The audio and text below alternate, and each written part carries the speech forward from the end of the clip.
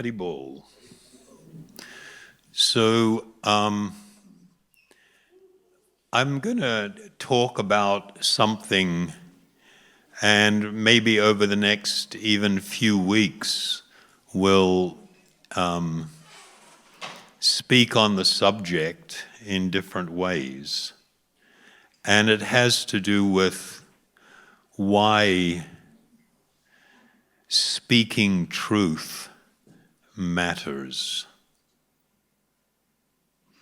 And of course, when I say that, it's not only in relation to this world, or let me put it the other way, it's not just in relation to one's spiritual life and spiritual well-being, but speaking truth benefits society as a whole. And you may wonder initially, well, that should be obvious. The problem is that I think many of us are unaware how deeply the culture of untruth is ingrained in society. And it has, of course, devastating consequences. When somebody speaks either lying or duplicitously, this word, you say one thing and you mean another. If you speak this way, then what it does is completely cloud or fog the issues, including your life. And ideas on what is the purpose of life and what should be my purpose, focus and direction. So in the culture that we currently live in, there's two areas that are just filled with untruth and duplicity. They sometimes call it diplomacy, but that's not the right way to use the word. And that is in politics and almost everything surrounding politics. I mean, you notice how when people try to interview politicians and they ask them a question, they never answer. What's wrong with you?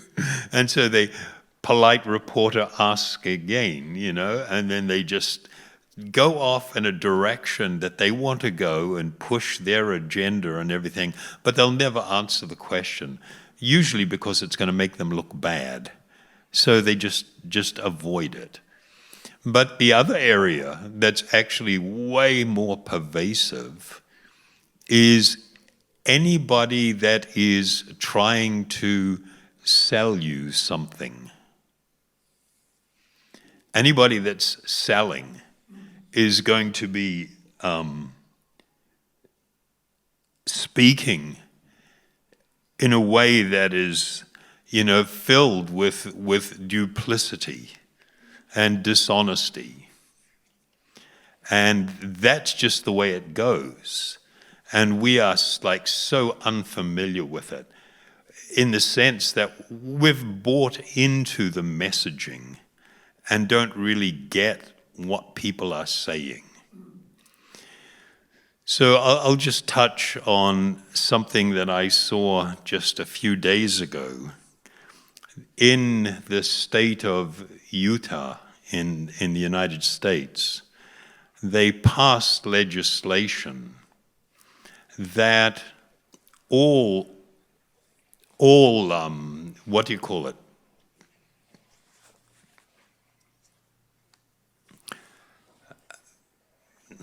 Operators of porn sites had to be able to validate the age of people coming to them. Minors are not allowed to access porn.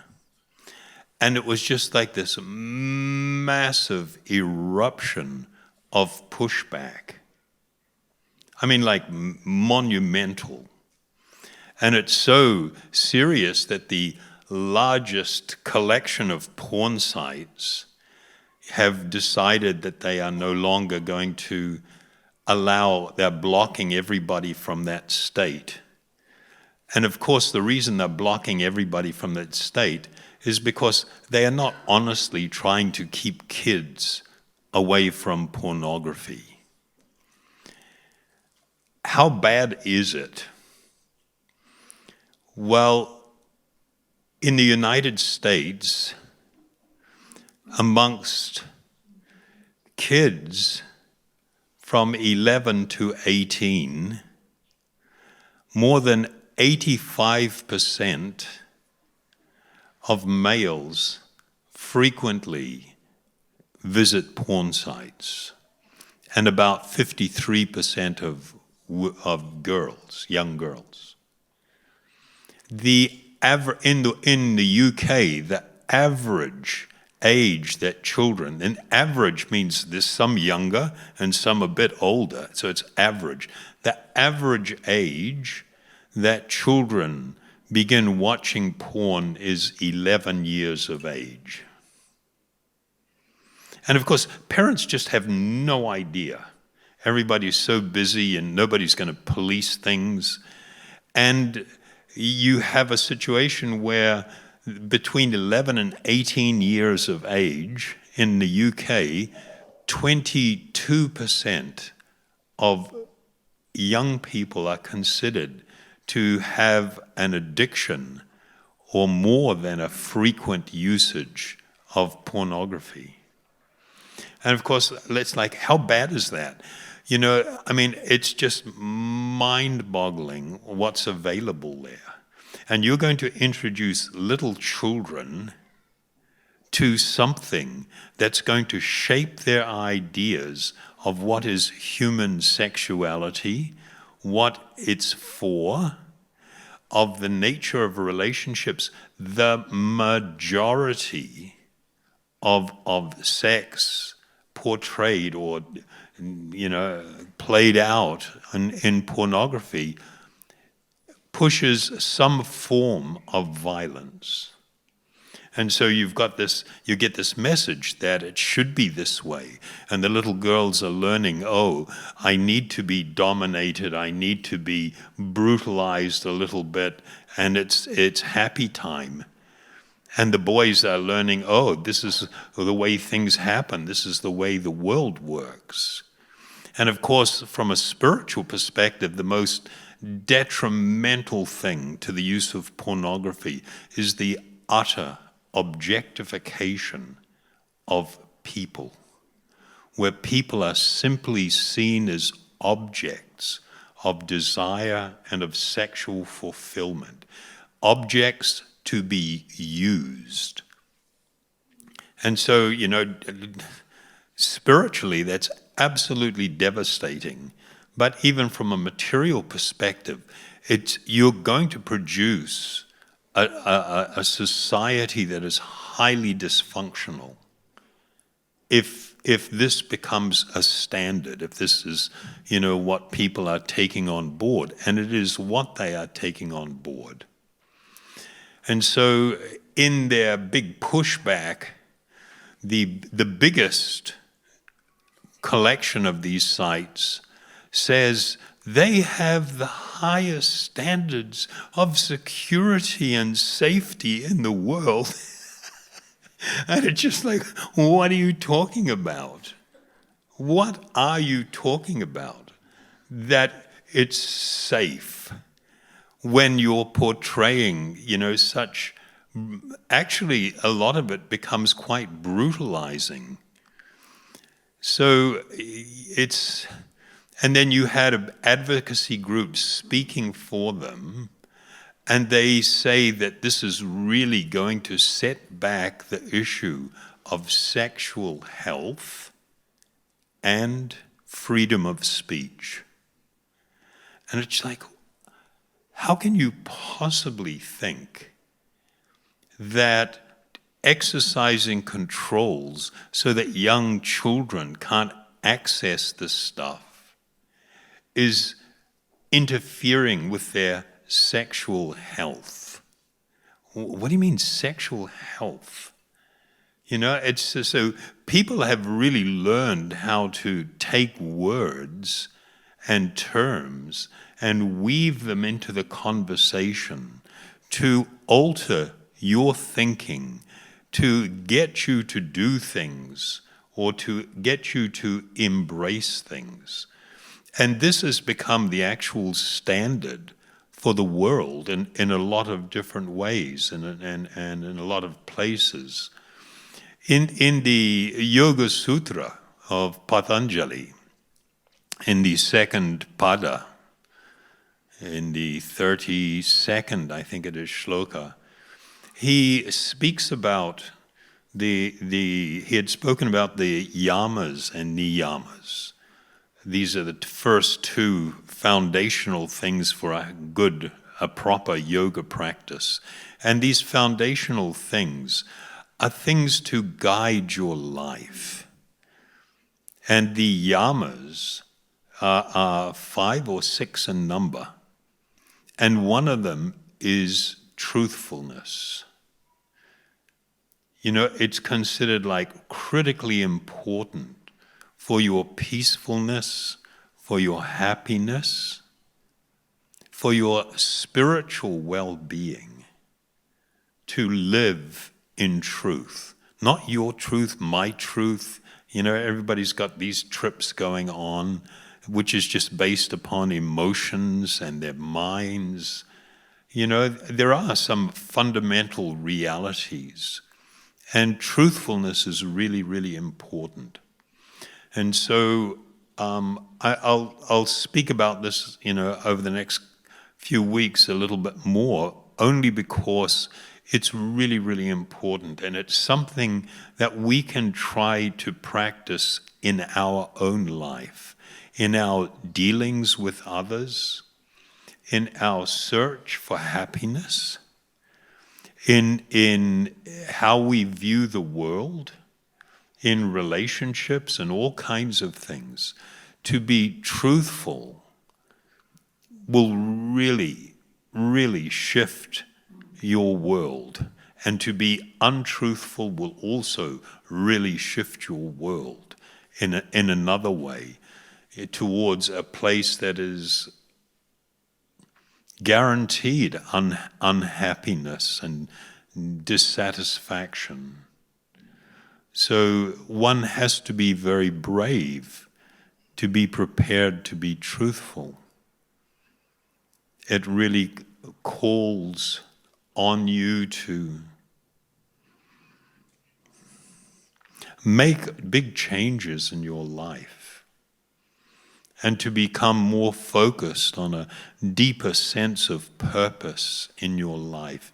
People fundamentally are dishonest or lie or things, usually to avoid responsibility, to try and exploit.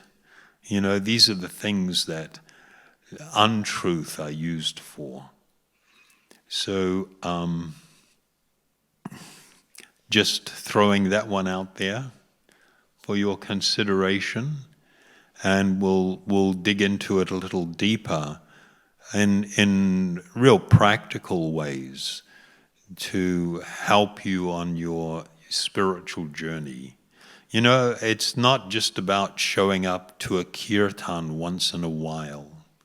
It's about the actual adoption of principles and practices in my life that transform me and give my life a much more wonderful sense of purpose and direction and fulfillment. Okay? Thank you very much.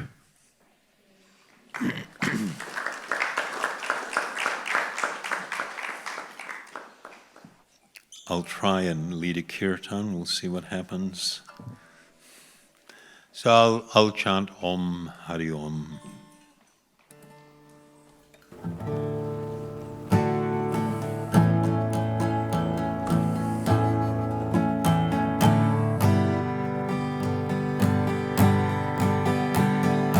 Oh.